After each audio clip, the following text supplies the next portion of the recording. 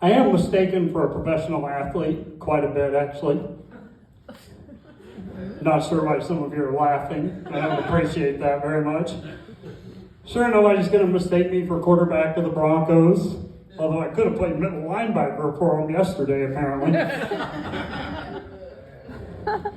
But I could be mistaken for a professional bowler, or maybe a fisherman on those Saturday morning shows. I'm actually being recruited by a team right now. AARP is very interested in me. Since I turned 50 earlier this year and I still have both of my own hips. They've offered me some lucrative gifts to join their team, like a Bluetooth speaker or a portable cassette player. It's my choice. Haven't owned a cassette since 1997, so I think I'm going to go with the speaker. Recently, I ended up on next to a psychotic woman on a plane. I think we've all had this experience. She wasn't that fun kind of psycho, like a dog who passes out chasing his tail, or a woman you married at a Vegas wedding chapel at 2 a.m. No, she was that kind of psycho that keeps the heads of her ex-lovers in the hall closet. I'm sure of this, and I'll tell you why. As she was boarding our Southwest Airlines flight, they made an announcement.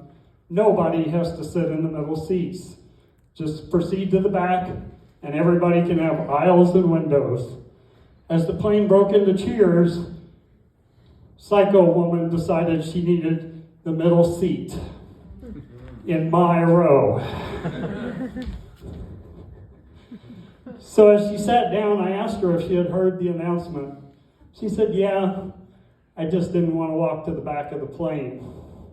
Oh, thanks. Normally, I'm pretty generous with the shared armrest, but not on that flight. Not that day. The guy in the window seat in our row followed my lead, and we proceeded to man spread as much as we could for the rest of that 2-hour flight, hoping that she would get up and leave. She never did. I guess I could have just changed seats myself, but I didn't want to walk to the back of the plane.